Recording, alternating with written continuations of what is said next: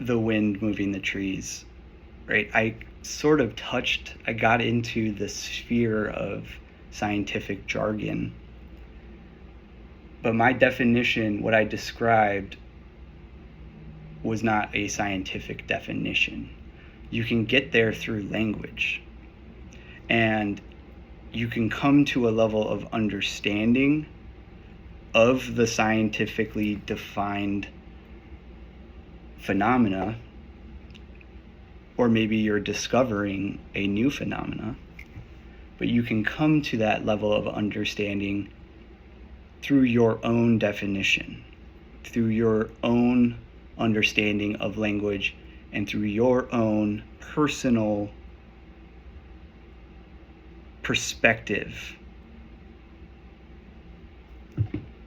Perspective is something that I focus on a lot. Understand the essence of perspective. So they concentrated on certain key cases. You might begin to practice this by focusing on certain key cases that exist in your day-to-day life. That may be a significant current event. That might be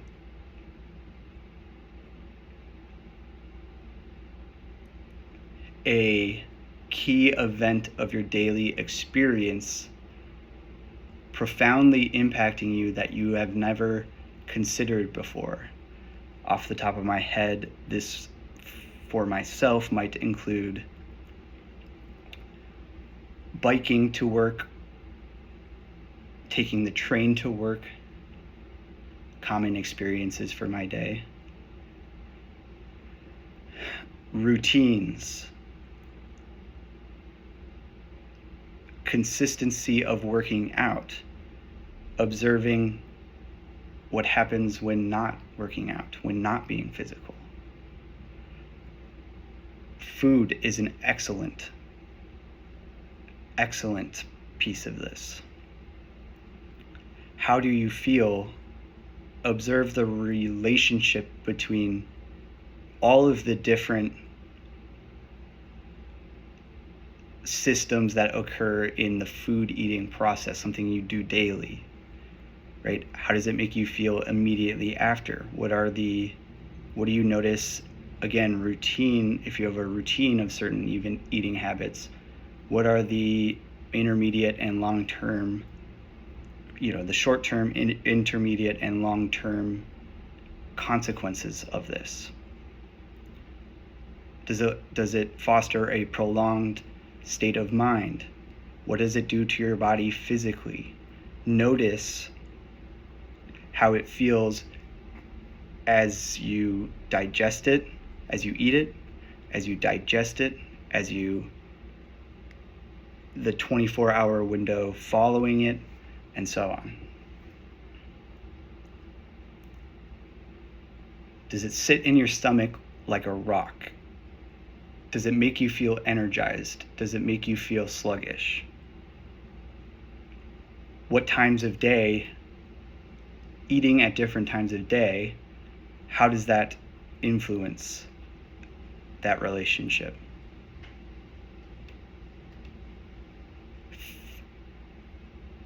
Are you eating when you're hungry or at designated times?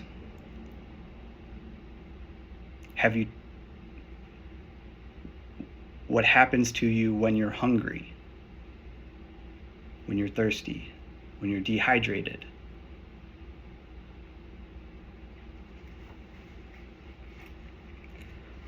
Examine these key cases, observe them, or even imagine them. The idealized fictions, such as objects gliding over frictionless planes, very scientific oriented framing of this idea of abstraction. Daydream.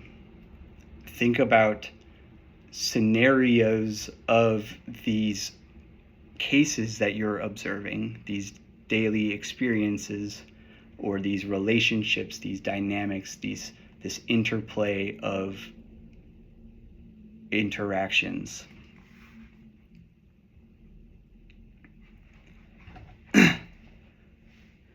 Consider how changing, removing, or adding different elements of that interaction would change the outcome, or what would the outcome even be?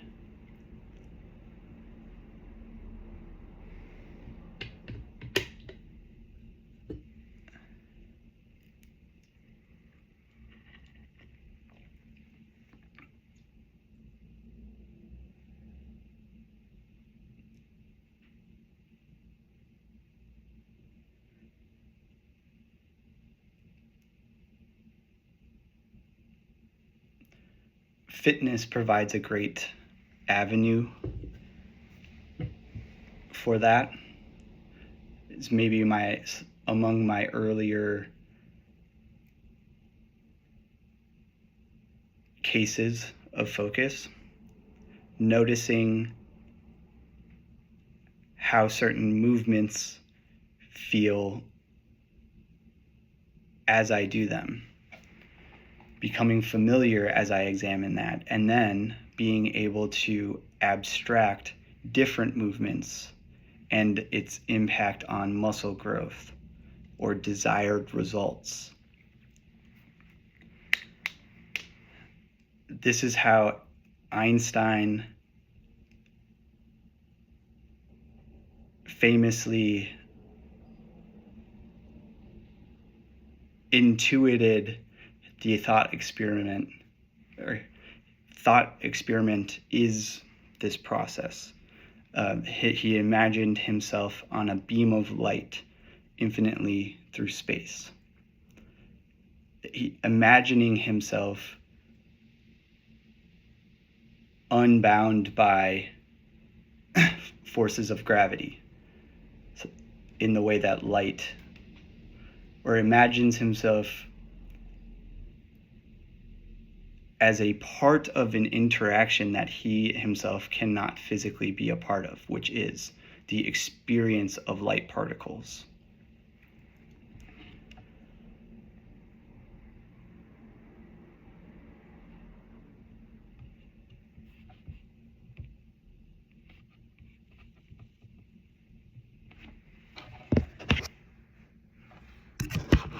Please.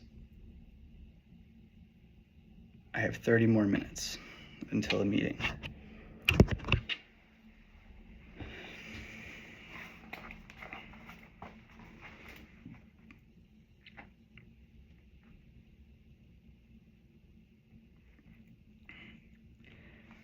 You do that last part, the thought experiments, the abstraction, the idealized fictions. Whatever definition provides you with the perspective necessary to understand that. Doing that in order to identify the principle that in turn could explain the wider data. So again, you're imagining, visualizing. Notably, I will come back to this piece. My inability to visualize, aphantasia, might be a catalyst for understanding this type of thinking, at least abstraction. You isolate relationships, examining them under your microscope so that you can understand the wider data.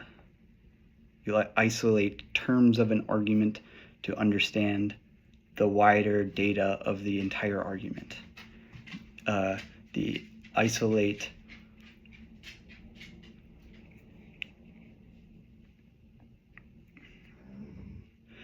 you isolate these interactions to understand how they impact the entire context in order to find the principle, the underlying essence of the system, structure, dynamic, relationships, whatever. The principle. In philosophy, the essence or truth. Principle in science is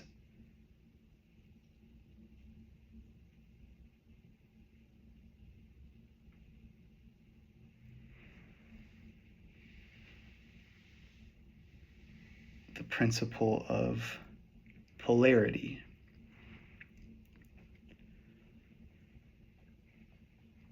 There is a thread connecting each of these seemingly isolated pieces. That thread is the principle.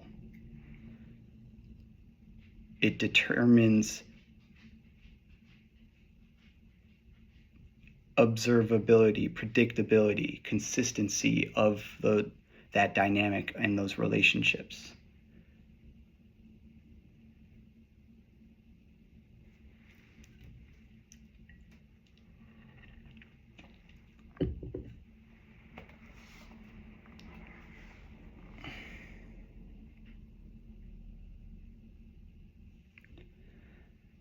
Like the ordinary movements of objects observable in nature, actual speech performance is likely to be the product of a mass of interacting factors, such as the social conventions governing the speech exchange, the urgency of the message and the time available, the psychological states of the speaker, excited, panicked, drunk, and so on, of which purely linguistic phenomena will form only a small part. In this particular excerpt, the focus has shifted to linguistic study, that scientific process,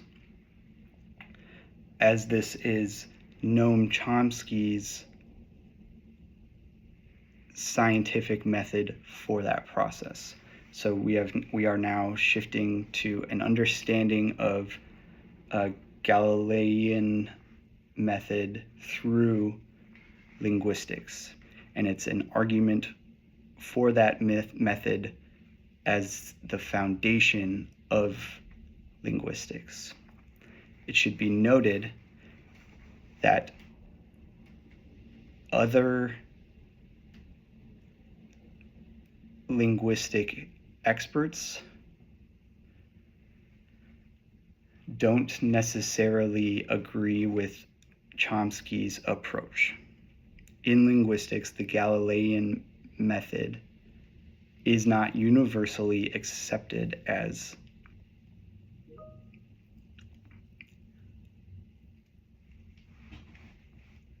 the appropriate structure.